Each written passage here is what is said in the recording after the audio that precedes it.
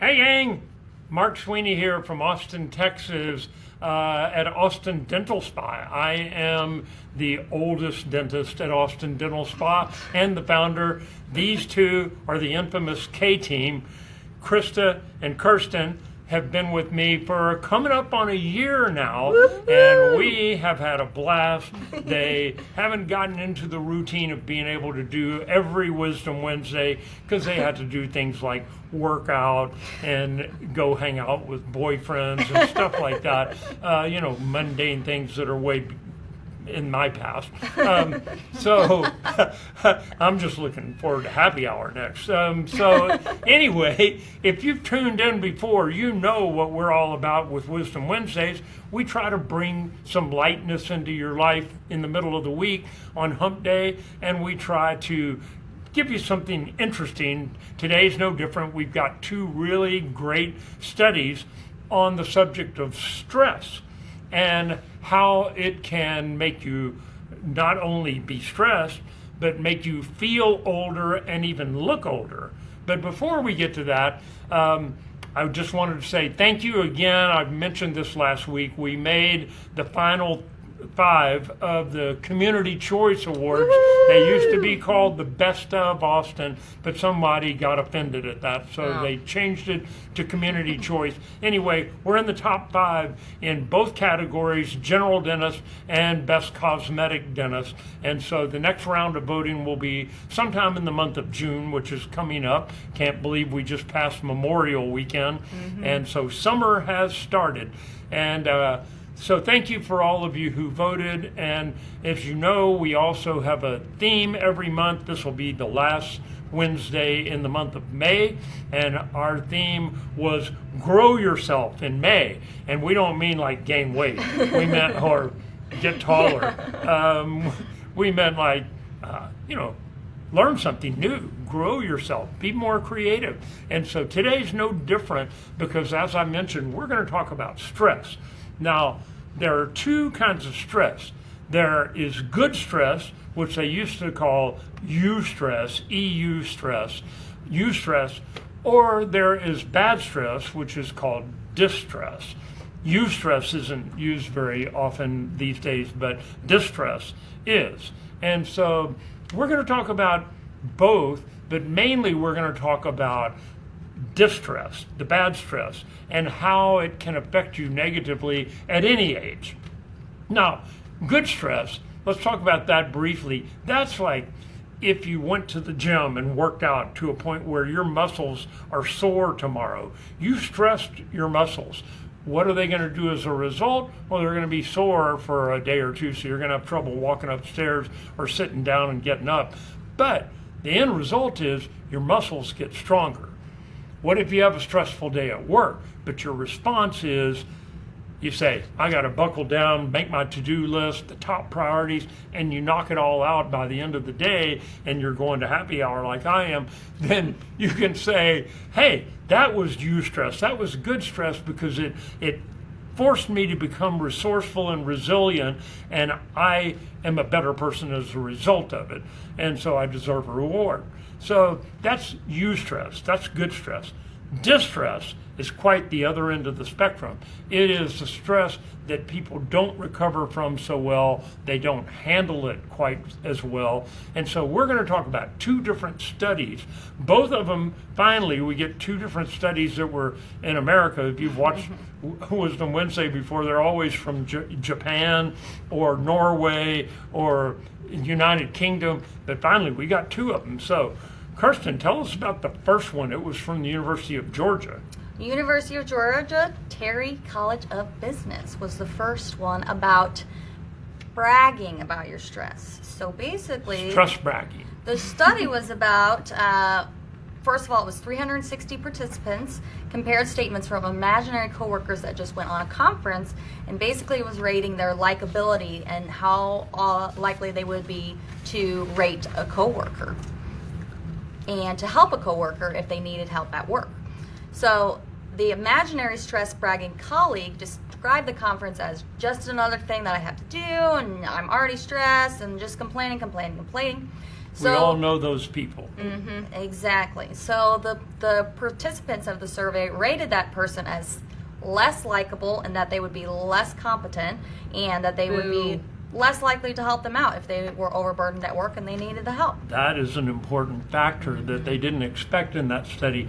That the person who was stress bragging and bragging about how much stress they had in their lives, people were less likely to offer them a hand and help them. Of course, those people are less likely to ask for help because they like complaining about all the stress that they're under.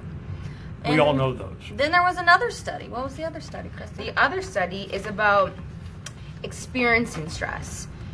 When you are older and you go through stress, older people will say that they can physically feel the stress. It makes them feel older, they look older. It's I know those easy. days. Right. I know, I do too, trust me.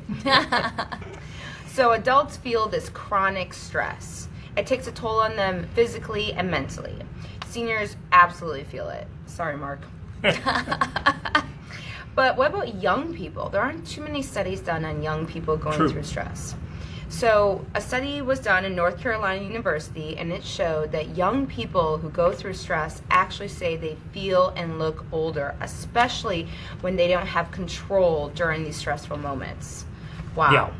Yeah. Now, these were self-assessed. Yep. They said they felt and they looked older, but self-reported. I think it'd be an interesting study, follow-up, to find out if other people thought they looked and felt more stressed. But the median age in the study was 20. So we're talking about 18 to 25-year-olds. Yep. So the conclusion is the key finding was on the days when the study participants reported experiencing higher levels of stress than they normally did, they also reported looking and feeling older.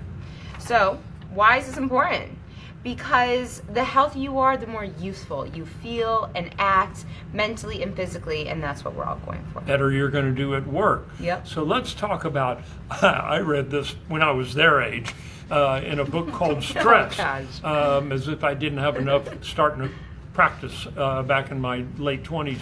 But here are the top 10 stressors in your life, and some of them I'm sure are going to surprise you. They did surprise me, but now at 50 years later I look at it and say, yep, they were right about every one of them. So what's number one? Death of a spouse. That sounds stressful to me. Yep. That's obvious. Number two, easy one. Mark. Divorce. Yep. You know about this one. Get ready. Wait till you see number 8. Number 3. Then we got marital separation. Yep. And being in jail or in prison. Number 4, also that's pretty stressful. obvious. 5, a death to a close family member. That sounds accurate. Yeah. Number 6, personal injury or illness. We all have had friends, hopefully not experienced this personally, but we all have seen people go through that. Cancer diagnoses. That's stressful. Mark, why don't you tell them what number 7 is? Getting married. And I remember seeing this when I was 26 years old and saying, no way, getting married and getting divorced is on the same top 10 list. And it's like, yep, they're both not as stressful. Getting divorced is number 2. Getting married is number 7. But it's still in the top 10. Number 8. Being fired from your job. You're fired! Donald Trump, you're fired. Number 9, marital reconciliation. Yep. Yeah, that's another one that was a surprise to me. Marital separation and getting back together with your spouse. Reconciliation and separation are both on the top 10 list because they're both stressful. And number 10, the last one, surprised me. It was retirement. Retirement should be fun. People are doing it wrong if it's stressful. Yeah, I agree. They don't have enough in their 401k. Yeah. So what do we do about it? You know, there's lots of different techniques and lots of different information you can find online about reducing your stress level. We've gone over this one on Wisdom Wednesday before, but it's been about a year.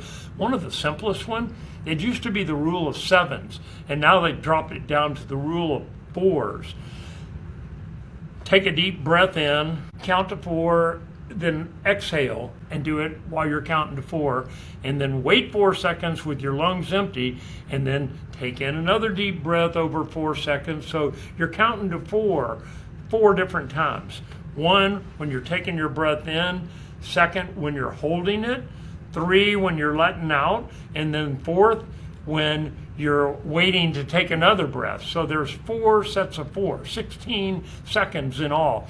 Doing that 2 or 3 times, stress researchers have said that simple thing, you can do that in your car as long as you don't forget to start breathing again.